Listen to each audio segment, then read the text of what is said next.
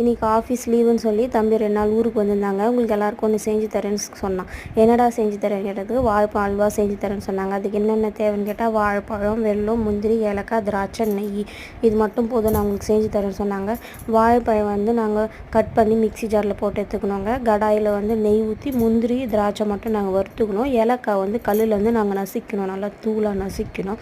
நாங்கள் சர்க்கரை யூஸ் பண்ணல, இது ஃபுல்லாக வெல்லம் மட்டும்தான் நாங்கள் யூஸ் பண்ணோம். வெல்லம் பாவு தான் எடுத்தோமே நாங்கள். ஒன்றையும் பாதியமாக வெல்லம் நசுக்கி வெல்லம் பாவு எடுத்து அது வெடி கட்டிக்கணும். ஏன்னா அதில் கல் தூசி அதெல்லாம் இருக்கும்ல, அதனால் நாங்கள் வெல்லம் பாவு எடுத்துக்கணும். வெடி கட்டிட்டு அந்த வெல்லம் பாவு நம்ம ஆட்டி வச்சுருந்தாலும் வாழைப்பழம் அதை ரெண்டுத்தையும் மிக்ஸ் பண்ணி கடாயில் தொழி விட்டுட்டே இருந்தோம். கொஞ்சம் கொஞ்சமாக நெய் விட்டு தொழி விட்டோம். இது அடி பிடிக்கும்னு சொன்னாங்க.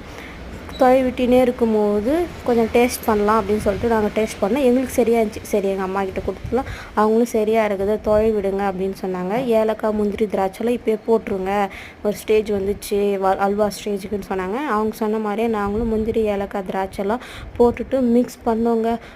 எங்களால் எவ்வளோ முடியுமோ அவ்வளோக்கு அடி பிடிக்காத மாதிரி மிக்ஸ் பண்ணோம். மிக்ஸ் பண்ணிட்ட பேருக்கு அல்வாவும் நல்லா வருந்துதுங்க. பிளேட்டிங் பண்ணிவிட்டு அதை ஆறுனா தான் கட் பண்ணி சாப்பிட நல்லா இருக்கும்னு சொன்னாங்க. நாங்களும் சாப்பிட்டு பார்த்தா வாழைப்பழம் அல்வா நல்லாவே இருந்தது.